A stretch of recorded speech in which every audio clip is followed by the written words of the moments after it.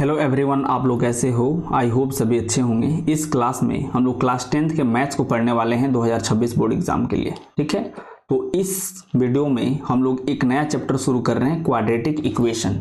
ठीक है, तो इस चैप्टर का आज डे नंबर 1 है।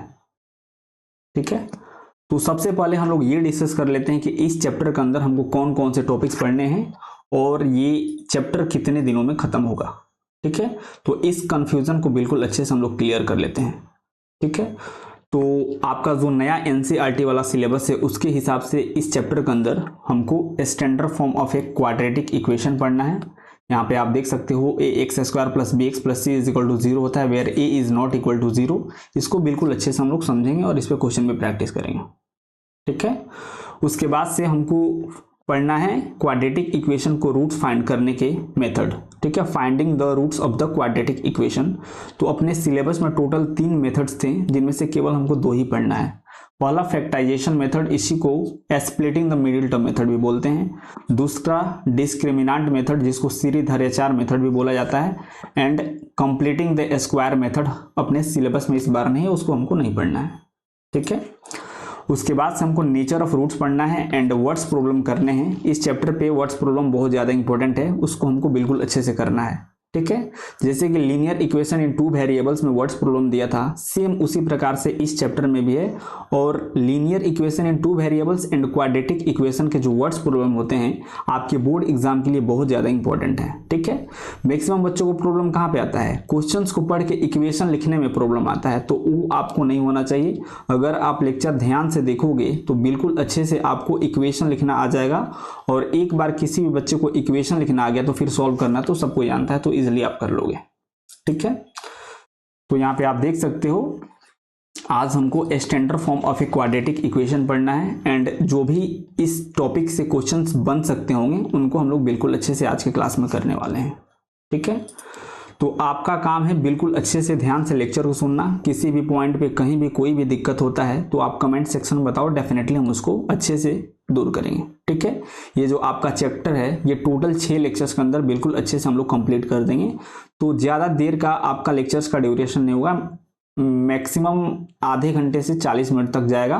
और टोटल 6 लेक्चर्स के अंदर हम लोग पूरे टॉपिक्स को बिल्कुल अच्छे से कवर कर लेंगे एंड जो भी आपके बोर्ड एग्जाम के लिए इंपॉर्टेंट सवाल होगा उसको बिल्कुल अच्छे से हम लोग करते हुए चलेंगे।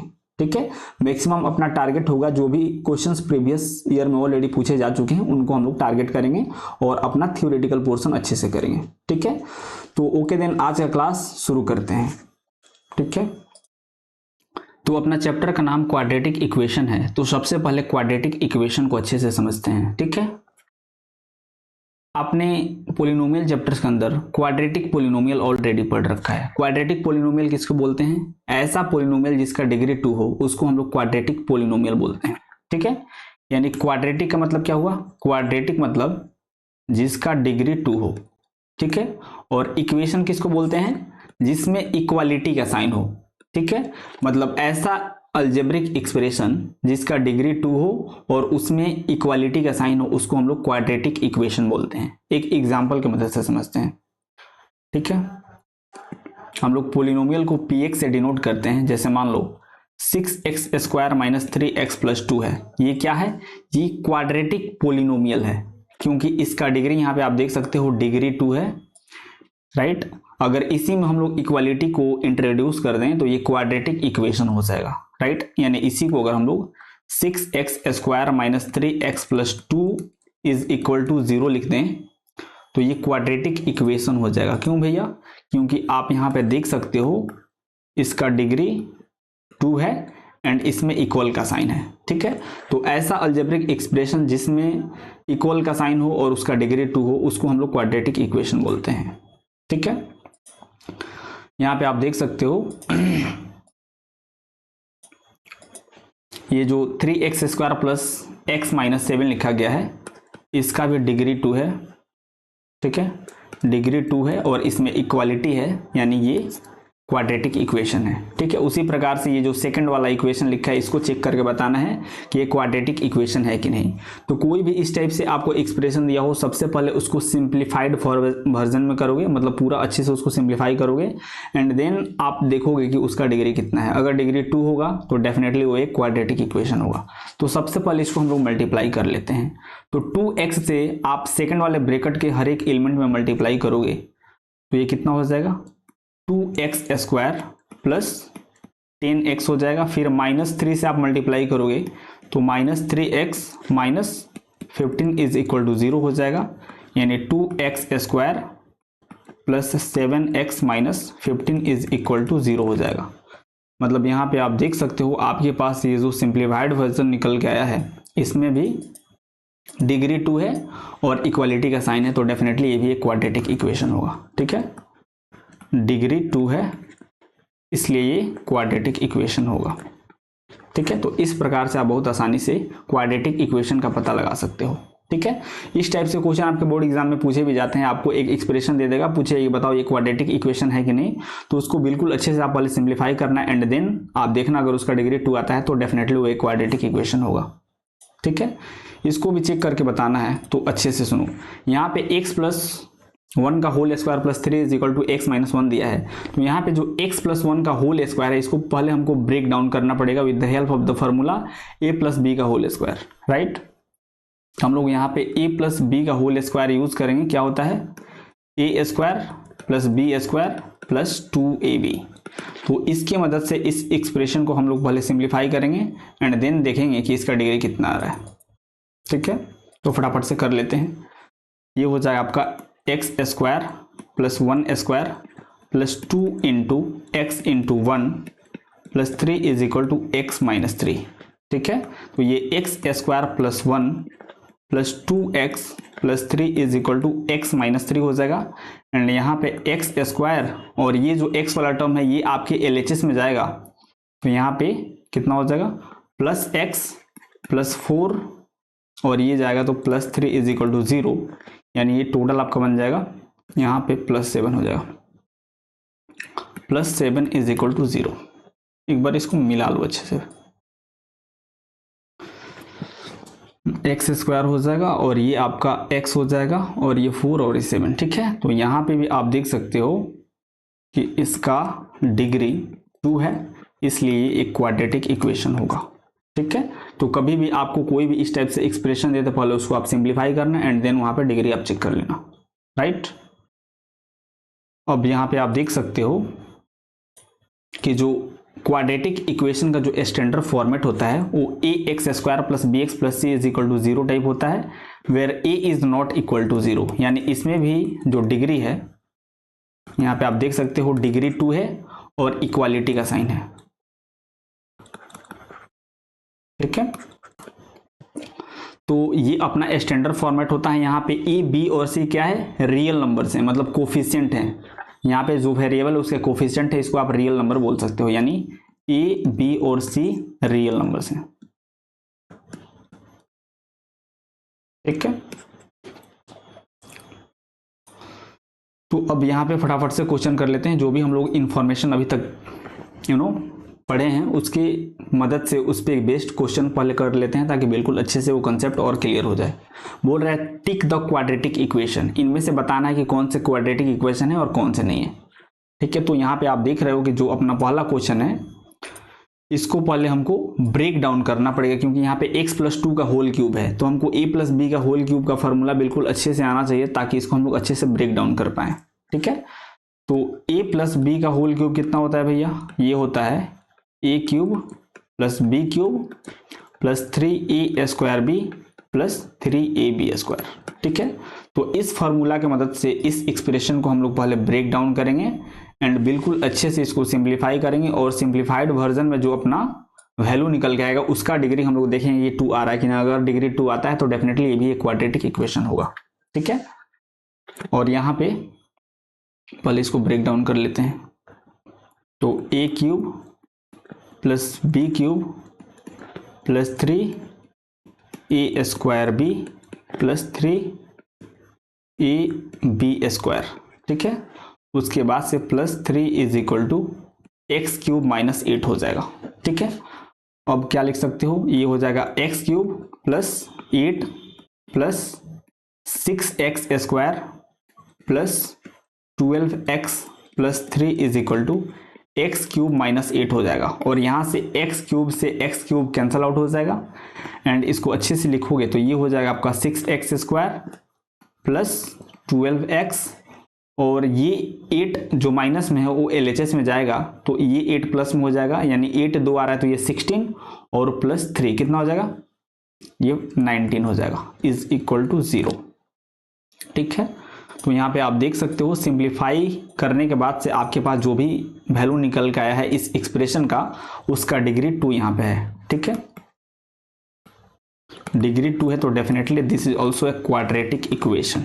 ठीक है, तो इस प्रकार से आप बहुत आसानी से पता कर सकते हो किसी भी एक्सप्रेशन को कि वो क्वाड्रेटिक इक्वेशन है कि नहीं। ठीक है, तो डेफिनेटली ये क्वाड्रेटिक इक्वेशन है। उसी प्रकार से सेकंड वाला को चेक करना है तो इसको भी हमको सिंप्लीफाई करना पड़ेगा, तो फटाफट से कर लेते हैं।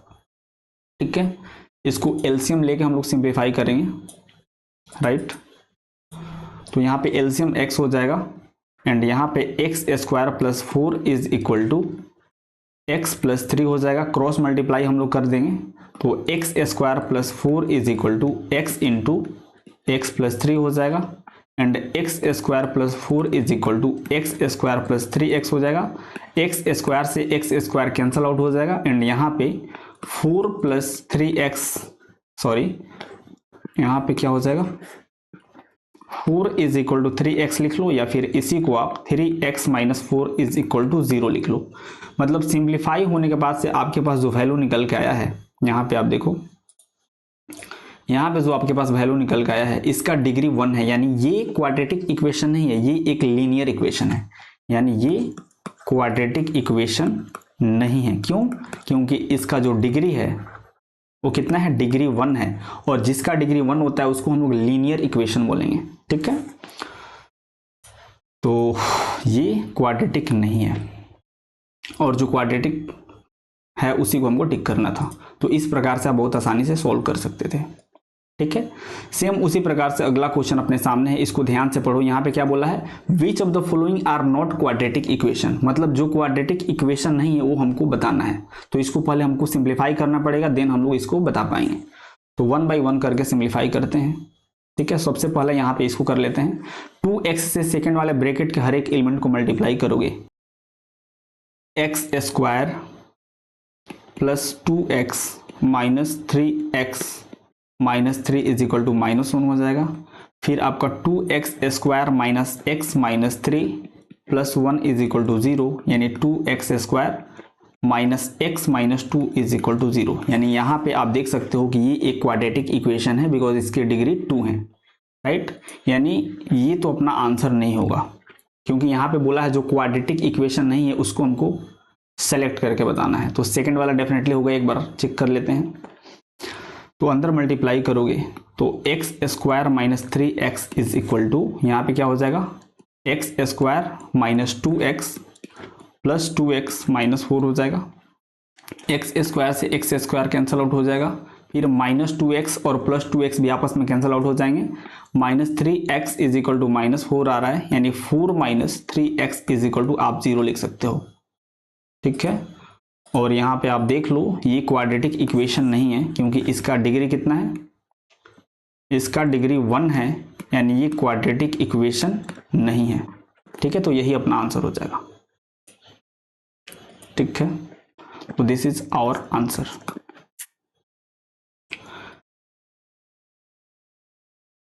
अब अगला क्वेश्चन देखते हैं, क्या बोल रहा है। बोल रहा है which of the following are the roots of the equation this, मतलब हमको एक क्वाड्रेटिक इक्वेशन दे दिया है। आई होप आप सबको क्वाड्रेटिक इक्वेशन पहचानना आ गया होगा। ठीक है, ये एक क्वाड्रेटिक इक्वेशन क्योंकि इसमें इक्वालिटी का साइन है और इसका डिग्री 2 है।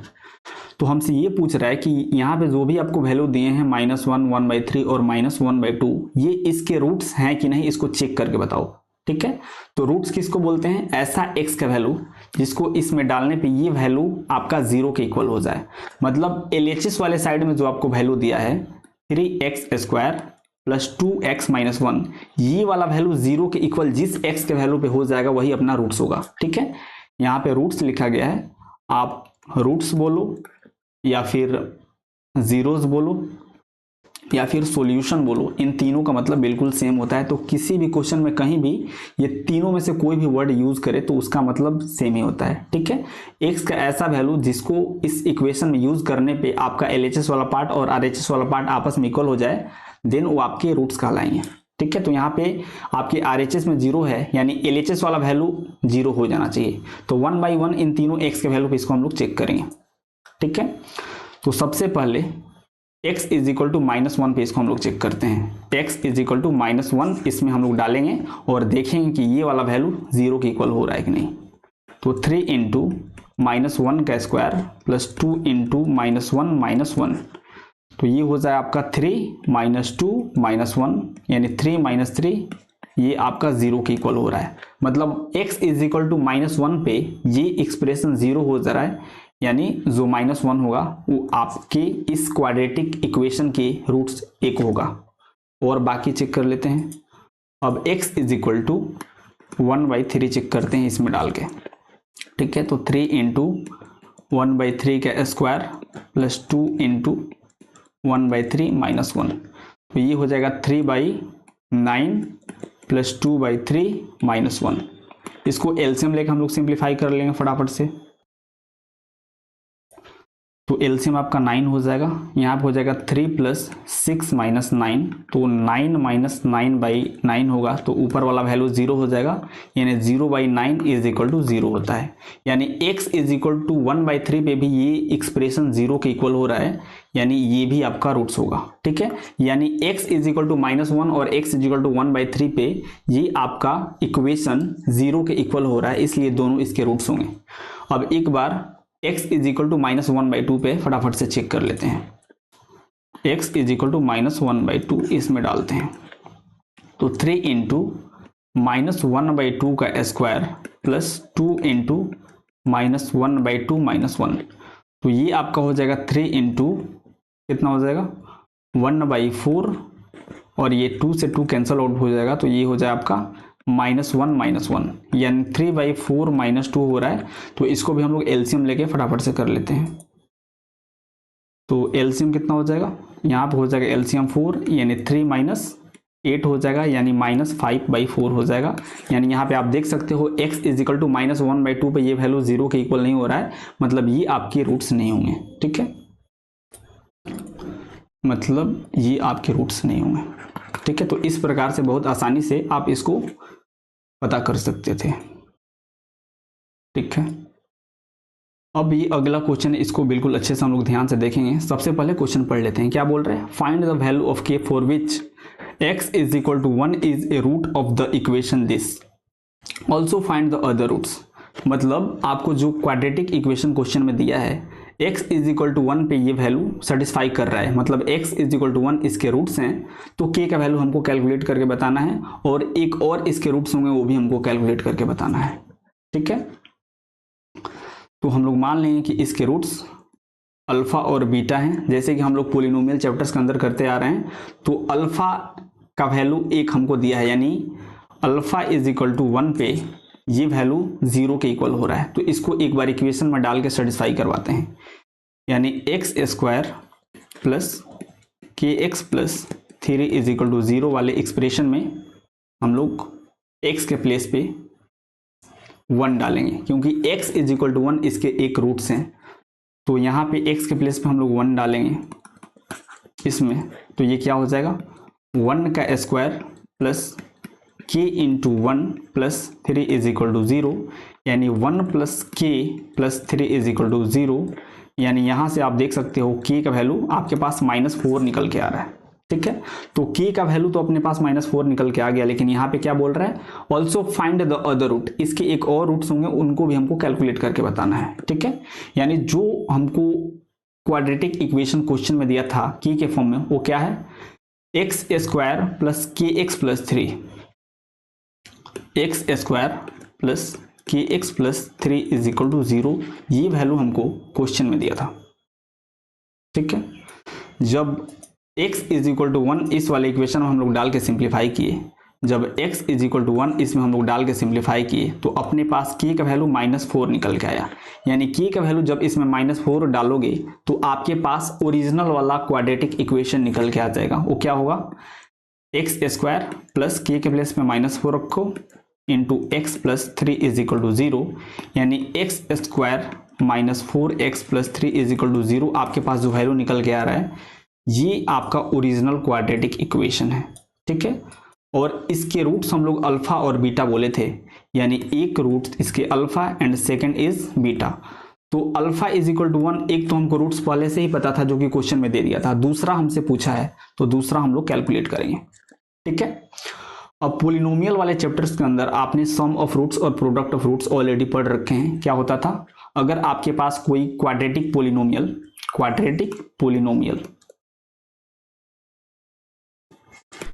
ax square plus bx plus c is equal to 0 दिया है तो इसके सम ऑफ रूट्स और प्रोडक्ट ऑफ रूट्स के फार्मूला हम लोग बिल्कुल अच्छे से जानते हैं। फटाफट से एक बार लिख लेते हैं। सम ऑफ रूट्स यानी अगर इसके रूट्स अल्फा और बीटा हैं तो अल्फा प्लस बीटा का वैल्यू -b/a होता था, हम लोग बिल्कुल अच्छे से पढ़े हैं, जानते भी हैं, और alpha into beta is equal to c/a होता था। ठीक है, ये दोनों वैल्यू हम लोग बिल्कुल अच्छे से जानते हैं। इसका यूज कर लोगे तो आपके सेकेंड रूट का वैल्यू निकल के आ जाएगा जो हमको क्वेश्चन में यहाँ पे पूछा है। ठीक है, अदर रूट्स हमसे बोला है। ठीक है, तो फटाफट से कर लेते हैं। दोनों में से किसी फॉर्मूला का आप यूज करोगे तो आपके पास वैल्यू निकल के आ जाएगा। राइट, करते हैं फटाफट से। तो alpha plus beta is equal to -b/a होता है। राइट, और यहां पे अगर आप देखोगे तो आपके पास b का वैल्यू कितना है -4। ठीक है, एंड a का वैल्यू कितना है 1 और c का वैल्यू कितना है c इज इक्वल टू 3 है। तो -b/a करना है यानी -4/1 होगा। ठीक है, -b/a मतलब एक तो माइनस पहले से है -4/1, यानी alpha plus beta is equal to 4 हो जाएगा। और अल्फा का वैल्यू हमको क्वेश्चन में 1 दिया था, यानी 1 plus beta is equal to 4 करोगे तो आपके पास बीटा का वैल्यू 4 - 1 यानी बीटा इज इक्वल टू 3 निकल के आ जाएगा। ठीक है, यानी अल्फा का वैल्यू 1 एंड बीटा का वैल्यू 3 और के का वैल्यू -4। ठीक है, अगर आप प्रोडक्ट ऑफ रूट्स यानी अल्फा इंटू बीटा करते जिसका वैल्यू c/a के इक्वल होता है तो यहां से भी आपके पास बीटा का वैल्यू निकल के आ जाता है। एक बार फटाफट से करके दिखा देते हैं। c/a मतलब कितना हो जाता, c/a मतलब 3/1 हो जाता। ठीक है, c/a मतलब ये 3/1 होता, यानी alpha into beta is equal to 3/1 होता। अल्फा का प्लेस पे आप कितना डालोगे 1, जो कि क्वेश्चन में दिया था, तो 1 into beta is equal to 3/1 यानी बीटा इज इक्वल टू यहां से भी आपके पास 3 निकल के आ जाएगा। Beta is equal to 3। तो आपको जिससे मर्जी वैसे आप सॉल्व कर लो। ठीक है, यहां से भी 3 आया है, यहां से भी 3 निकल के आ गया है। ठीक है,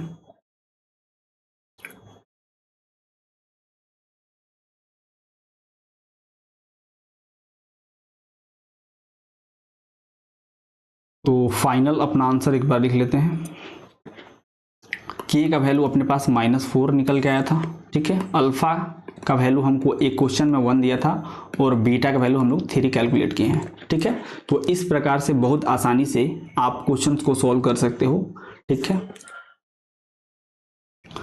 आई होप आज का क्लास बिल्कुल अच्छे से हर एक बच्चे को समझ में आया होगा। अगर किसी भी पॉइंट पे कहीं भी किसी भी प्रकार का कोई दिक्कत हो रहा है तो प्लीज़ आप कमेंट सेक्शन में बताओ, डेफिनेटली हम उसको अच्छे से दूर करेंगे। ठीक है, आज अपना पहला क्लास था, आज डे नंबर 1 था, इसीलिए पूरे बेसिक्स को बिल्कुल अच्छे से हम लोग कवर किए हैं। नेक्स्ट क्लास में नेक्स्ट टॉपिक को हम लोग बिल्कुल अच्छे से डिस्कस करेंगे और आपके बोर्ड एग्जाम के लिए जो भी इंपॉर्टेंट क्वेश्चंस बनते होंगे उस टॉपिक से उसको हम लोग बिल्कुल अच्छे से सॉल्व करेंगे। ठीक है, ओके देन आज के लिए इतना ही रहने देते हैं, मिलते हैं फिर नेक्स्ट क्लास में। तब तक के लिए have a good day, take care, bye.